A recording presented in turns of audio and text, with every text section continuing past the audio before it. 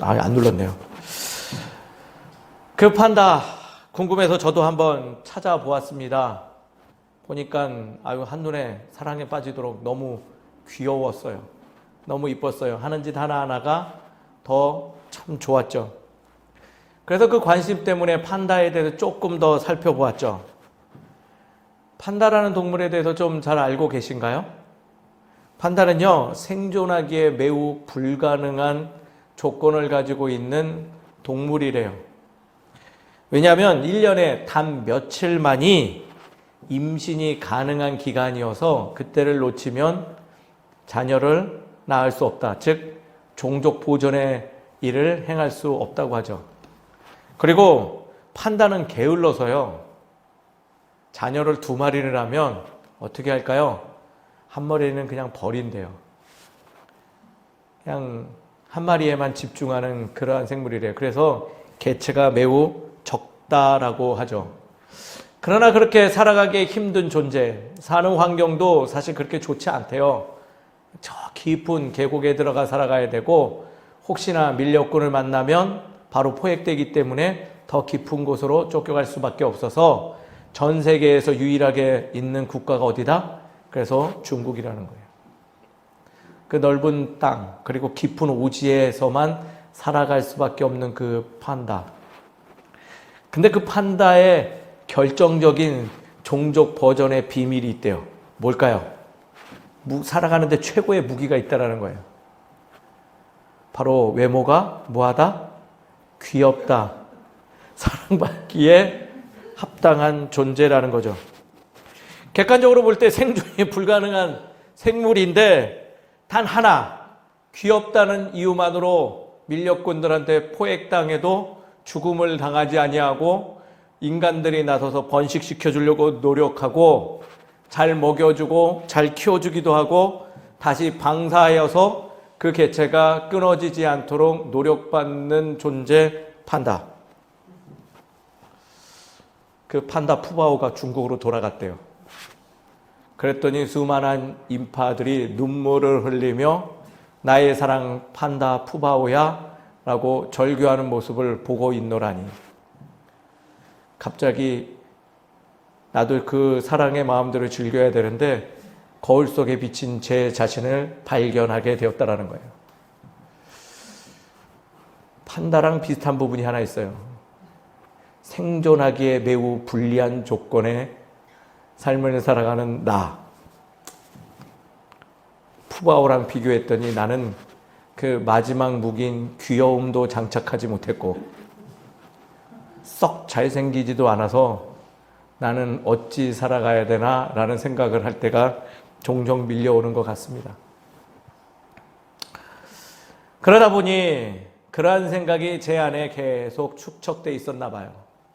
나는 귀엽지도 않고 나는 능력도 적고 나는 좀 그러니 알게 모르게 사람들한테 무시도 당하고 외면도 당하고 버림도 당하고 이것저것 좋지 않는 일도 당하고 그런 마음을 갖고 있다가 지난주에 연합 예배를 드리는데 우리 성도님들의 이런 말을 들었더니 괜히 저 때문에 그러한 일이 벌어지는 것 같아서 미안했어요. 무슨 얘기일까요?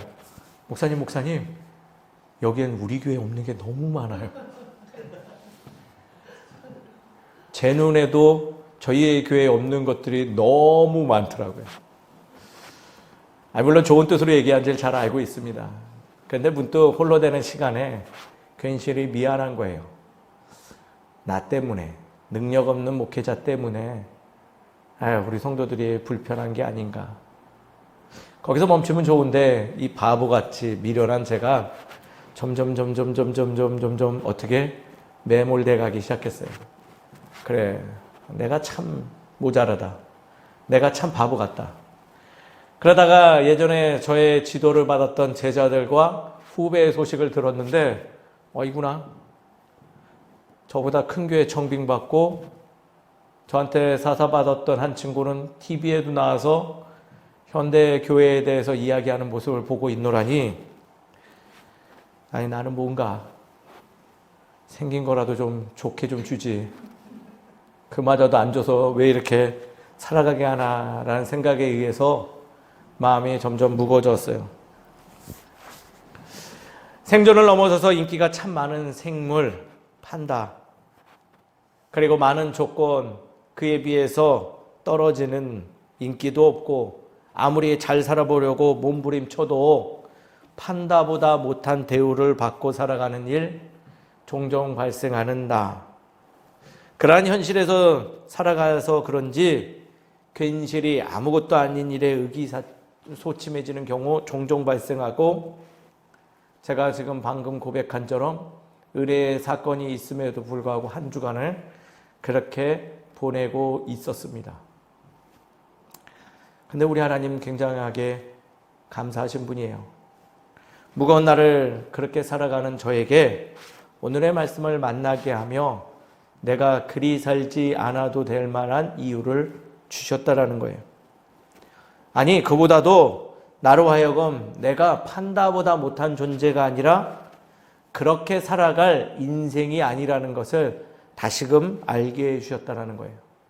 어떤 부분이, 어떤 말씀이 나의 마음을 변하게 했는지 궁금하지 않으신가요? 우리 한번 말씀 속에서 그 이유를 찾아가는 저와 성도님 되시기를 간절히 바랍니다. 말씀을 보죠.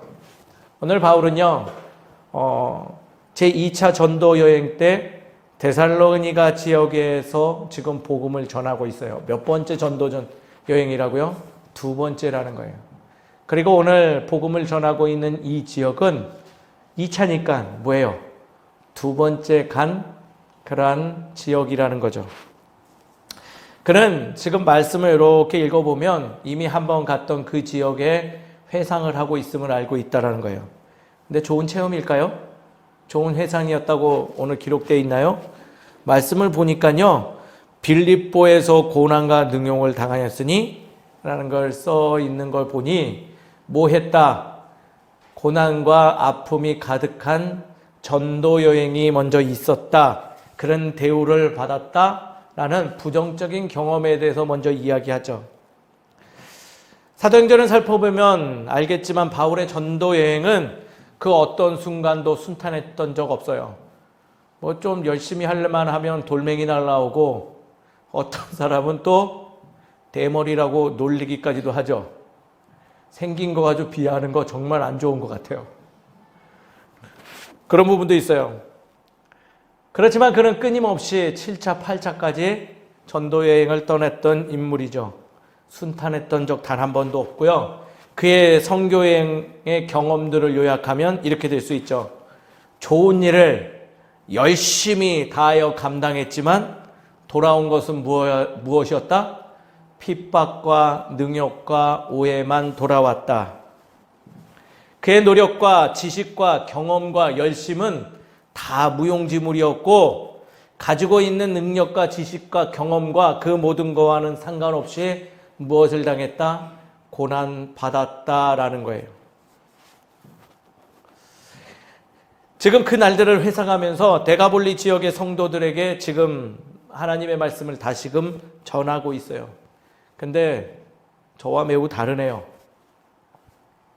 근데 그 내용 속에 보니 원망과 아픔과 통한이 있는 것이 아니라 오히려 결단과 의지와 기쁨과 환희가 있음을 발견합니다. 왜 바울은 그럴 수 있었을까요? 바로 총 3가지의 이유를 오늘 말씀 속에서 드러내고 있어요. 첫 번째 이유, 바로 1절에 나오죠. 헛되지 않은 줄을 너희가 이미 친히 알고 있기 때문이다 라고 해서 그는 기쁜 마음으로 지금 전하고 있는 거예요. 어떤 게 헛되지 않았다고요? 내가 전한 복음이 헛된 일이 아니었음을, 내가 비록 그러한 일을 당했어도 그 일이 헛된 일이 아니었음을 내가 알기 때문에 내가 지금 아픔을 토로하는 것이 아니다.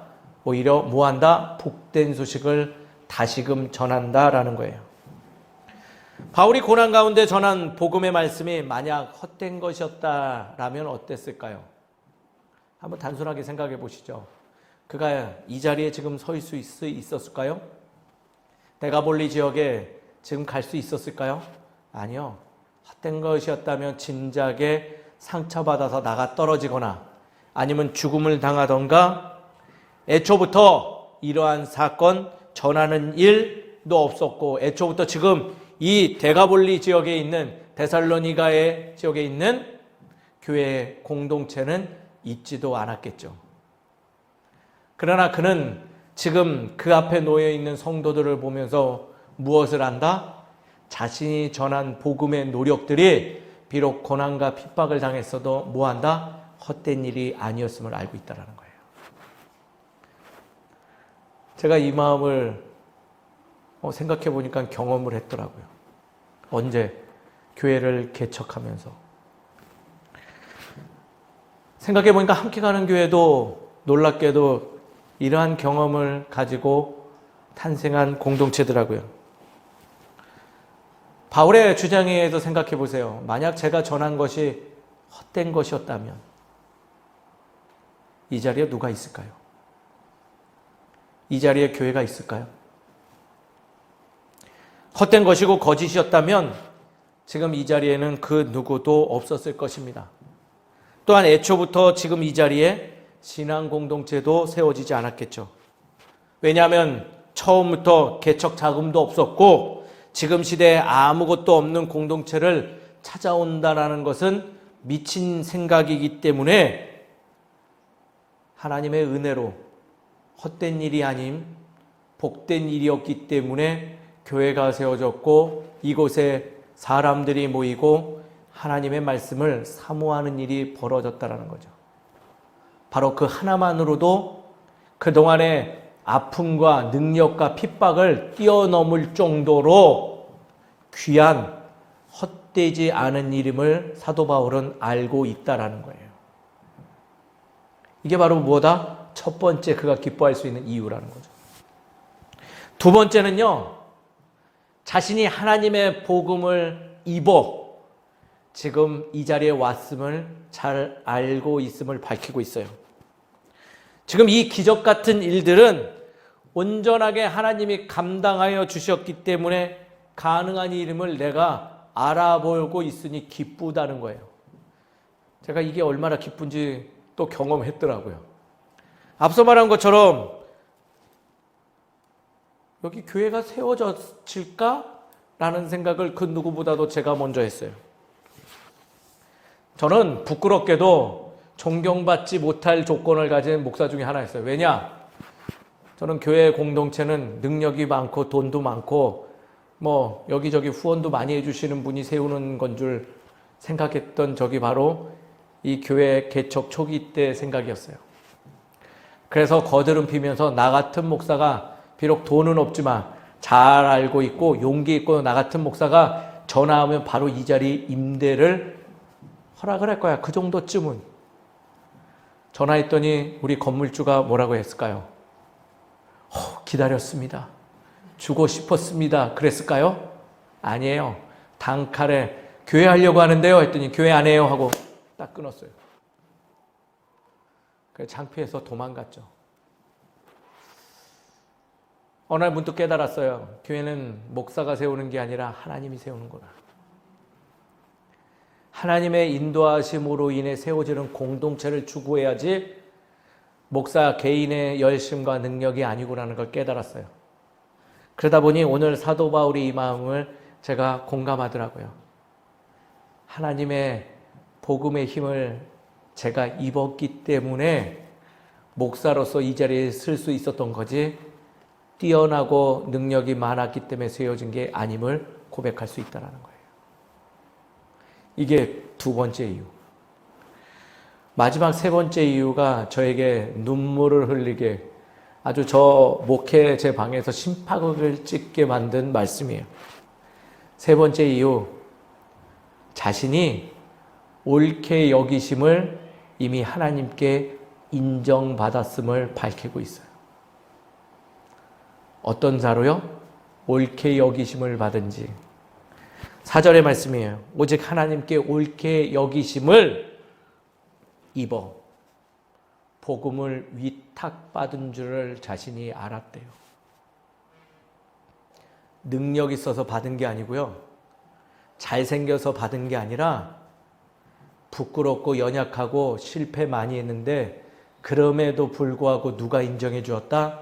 하나님께서 너는 그래도 내가 옳게 살아가는 줄 안다라고 인정받아서 자신이 복음을 위탁받는 일에 선택받았음을 알고 있대요.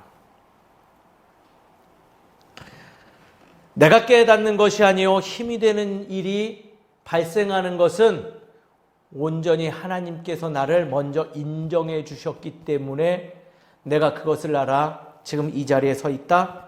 헛된 일인 줄 알았는데 하나님의 일이었고, 홀로 세워야 되는 건 줄 알았는데 하나님이 도우셨고, 그 이유는 내 안에 어떠한 한 부분이 하나님께 이미 옳게 여기심을 인정받아 다른 사람도 아닌 내가 지금 하나님께 대우받으면서 지금 이 자리에 있기 때문에 지금 너희들이 예전에 나한테 행한 것처럼 핍박과 능력과 아픔을 주어도 나는 능히 그것을 기쁨으로 이겨낼 수 있음을 고백한다라는 거예요. 저는 오늘 말씀을 통해서 부끄럽지만 목사인데 아주 이 단순한 논리를 다시금 깨달았어요. 신앙의 삶은 결코 헛된 일이 아니다. 우리가 원망할 일도 아니다. 우리가 그렇게 가치 없는 거라 여길 것이 아니다 라는 거죠. 두 번째로 신앙의 삶은 내가 끌어가는 것이 아니라 하나님의 능력을 덧입어 증명하는 삶이니, 즉 하나님이 나를 사용하시는 거니 내가 그것으로 인해 불평불만할 것이 아니다라는 것을 깨달았죠. 무엇보다도 세상에 많은 사람들이 인정하지 않아주고 무시한다 할지라도 내 스스로 나를 낮출 필요 없다. 겸손한 거와 자신을 비하하는 거랑 구분해라. 즉 나는 어떤 존재다? 사랑받기 합당한 존재다. 왜? 하나님이 나를 옳게 여기셨기 때문에 오늘도 주의 말씀을 증거할 수 있는 기회를 부여하셨기 때문이라는 거예요. 우리는 이 사실이 있기 때문에 고난 가운데서도 희망과 소망을 품으며 주 앞에 나가고 세상 사람들에게 다시금 실패해도 선한 능력을 도전할 수 있는 기회를 받게 되었다는 거예요. 사랑하는 성도 여러분, 이 자리에 앉아있는 스스로를 돌아보십시오. 이미 옳게 여기심을 받은 사도 바울과 같은 주의 자녀된 줄 믿으시기 바랍니다. 우린 그런 존재래요. 우린 이미 인정받은 사람들이래요. 근데 안타깝게도 그것을 깨닫지 못하고 자꾸 신앙생활하고 삶을 살아가니까 문제가 발생해요. 신앙의 삶이 헛된 일이라고 여길 때 많이 있고요.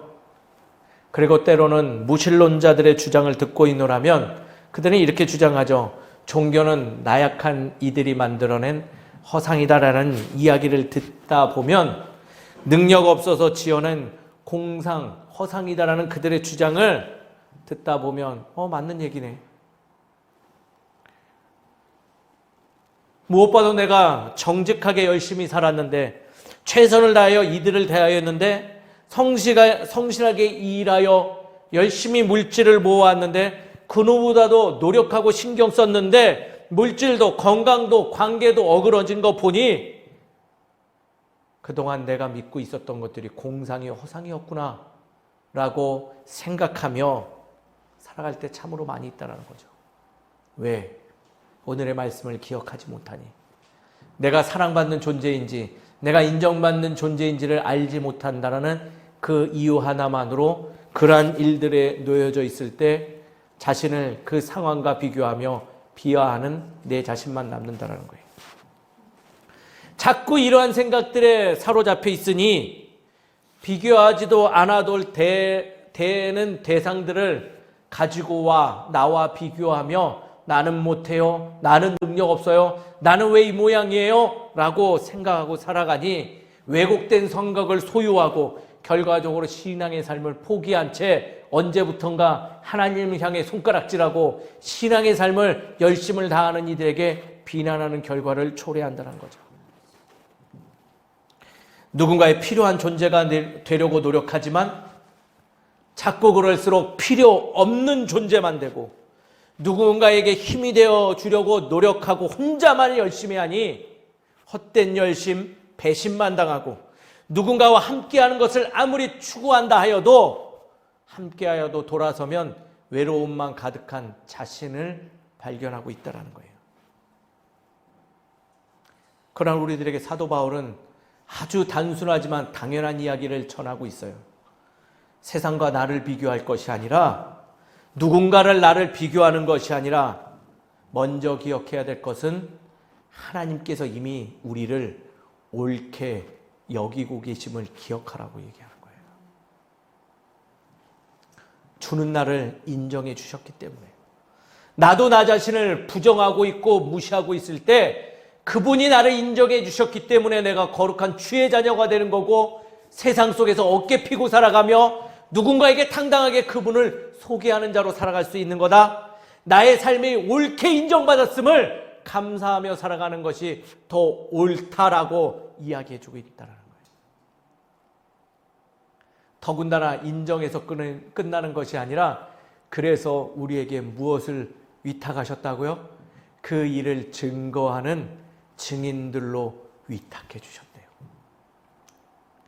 사랑하는 성도님 여러분, 오늘 말씀을 근거로 성도님들에게 드리고 싶습니다. 참으로 수고하셨습니다. 참으로 존귀하십니다. 참으로 사랑받기에 합당한 존재들이십니다. 저와 함께 해주시고 함께 신앙생활 해주셔서 감사합니다. 그래도 제가 오늘도 힘있게 복음을 증거하며 살아갈 수 있는 연약한 목회자가 될 수 있음을 고백해 봅니다. 위대한 존재들이세요. 우리 자신을 좀 칭찬해 주셨으면 좋겠어요. 이 시간 좀 손을 가슴에 얹고 이야기해 주세요. 참 수고 많았어. 참 너는 하나님께 인정받은 자야. 너는 옳게 여기심을 인정받았대. 너는 대단한 존재야. 인정해 주세요. 교만한 거 아니에요. 당연한 거예요. 하나님이 인정해 주셨기 때문에 이 자리에 앉을 수 있는 거고 하나님이 우리를 옳게 여겨주셨기 때문에 우린 또 속고 우린 또 배반당하고 또 아픔을 당해도 저들에게 나가서 믿지 않는 자들에게 뭐 할 수 있다? 복된 소식을 전할 수 있는 삶을 살아갈 수 있다는 거예요. 전 그래서 내일도 무단 횡단 안 할 거예요. 전 내일도 못생겨도 거리에 나가서 사람들에게 하나님한테 하나님 살아있음을 전할 것입니다. 이렇게 살아가는 저와 여러분 되시기를 주의 이름으로 축원드립니다. 오늘 말씀 한 가지만 더 살펴보시고 마무리하죠. 오늘의 말씀을 우리의 삶에 그래서 적용했으면 좋겠어요. 첫 번째, 분별하는 삶을 살아가야 될 줄 믿습니다. 내가 누구를 위하여 살고 있는지를 한번 살펴볼 필요가 있다는 거예요. 누구를 위하여. 단순한 생각에 빠지면요, 우리는 이러한 고백들을 합니다. 내가 그렇게 상처 많이 받았으니 누구를 위해 살아간다? 나를 위해 살아가야지라는 생각들에 빠지며 그 오류에 넘어가죠. 사도 바울은 오늘 말씀 속에 이러한 마음을 담고 있어요. 나보다도 나를 잘 아는 창조주 하나님을 위해 살아갈 때 내가 그러한 일들을 능히 감당하며 기쁨의 삶을 살아갈 수 있다고 고백하고 있죠. 4절의 말씀에 이런 부분을 한번 살펴보세요. 우리가 이와 같이 말함은 사람을 기쁘게 하려 함이 아니요 오직 우리 마음을 감찰하시는 하나님을 기쁘시게 하려 함이다라고 고백하고 있죠. 사람을 기쁘게 하기 위해 살아가는 삶을 사도 바울은 멈췄어요. 누군가 눈에 잘 보이려고 하는 삶을 멈추고 무엇을 한다고요? 나를 감찰해 주시는, 나를 그 누구보다도 중심을 보며 분별해 주시는 그분을 기뻐하는 데 살아갔더니 내가 지금 이러한 순간에도 뭐 할 수 있다? 승리할 수 있다라고 고백하는 거예요. 우리는 하나님의 형상으로 창조된 자들입니다. 본래부터 그래서 나를 창조하신 그의 마음을 알아갈 수 있도록 살아가는 능력을 갖고 있어요. 그리고 그 의의를 알아갈 때 우린 승리의 삶을 살아가고 있다는 거죠. 제가 요즘 그것을 좀 엿보나 봐요. 그래서 거리에 나가서 담대하게 전하고 있는 거예요. 복음을 전하면서 내 안에 생명력이 일어남을 그래서 발견하곤 합니다. 어두움에 매몰되려고 할 때 다시금 일어날 수 있는 힘이 생겨요. 그러나 자꾸 반대로 그러지 못할 때가 있어요. 그럴 때는 여지없이 제가 이루고 있더라고요. 바로 사람들의 눈에 잘 보이려고 몸부림칠 때 자꾸 원치 않는 방향으로 가는 제 자신을 발견해요. 사랑하는 성도님 여러분, 누구의 눈을 더 의식하며 살아가십니까? 저는 분별하셨으면 좋겠습니다. 하나님의 시선을 기억하며 그분을 기쁘게 하시는데 앞장서는 우리가 될 때 반드시 고난 가운데서 승리할 줄 믿습니다. 아픔 속에서 무시당하는 그 순간에서 배신의 감정에서 우리가 이겨내고 탈출할 수 있다 생각되어집니다. 분별하고 살아가십시오. 우리는 그분의 사람이고 바로 하나님의 거룩한 자녀임을 기억하며 사람의 눈이 아닌, 사람을 기쁘게 하는 것이 아닌 주를 기쁘게 하는 공적 삶을 살아가며 누군가에게 그분을 증거하는 복된 삶을 살아가시기를 주의 이름으로 축원드립니다. 두 번째는요, 다시금 말하지만 옳게 여기심을 입었음을 기억하는 우리가 되어야 될 줄 믿습니다. 오늘 말씀을 잘 살펴보면요, 이제부터 복음을 전하니 옳게 여기심을 받았다가 아니에요. 뭐예요? 이미 받은 거래요. 옳게 여기심을 받았기 때문에 내가 지금 당신들 앞에 또 서 있을 수 있다라는 거예요. 그리고 더군다나 복음을 그래서 위탁받은 존재래요. 하나님이 이미 인정해 주신 자라는 것을 기억해 주셨으면 좋겠습니다. 이거 말고 뭐 더 필요하신 거 있으세요? 이 인정 말고 더 필요하신 게 뭐가 있으세요? 어떤 일화가 문득 떠올랐어요. 한 목사님과 그 부교육자 간의 대화, 실제 사건입니다. 한 담임 목사님이요, 설교 본문을 정하였는데 본문 시편 23편이래요. 그래서 그것을 정하고 설교 준비를 하면서 본교회 부교육자에게 나 이번 주에 이 본문을 가지고 설교할 거야 라고 말을 했어요. 왜 그럴까요? 주보에 실기 위해서. 부교육자가 본문하고 내용은 받았는데 보니까 설교 제목을 안 줬대요. 그래서 목사님, 시편 23편 이건가요? 여호와는 나의 목자시니 이 본문 맞나요? 했더니 이 목사님이 뭐라고 대답하셨을까요? 잘못 알아듣고 뭐가 더 필요해? 라고 했대요. 그래가지고 그 부교육자가 목사님 설교 제목이 이거야? 그러고 주보에 실었는데 뭐라고 써져 있을까요? 여호와는 나의 목자시니 뭐가 더 필요해? 라고 해서 제목이 나갔대요. 설교단에 올라가기 전에 그 주보 제목을 보고서는 뭐야? 이랬는데 순간 뭐가 진짜 더 필요해?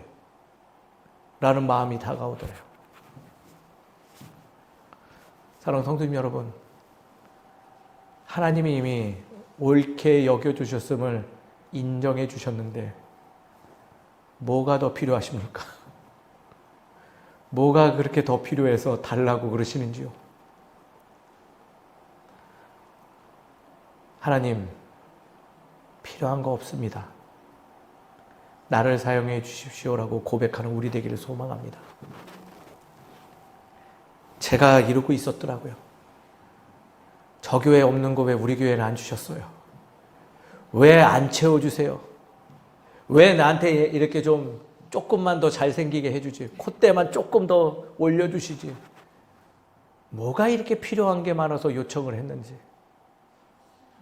그래서 바꿨습니다.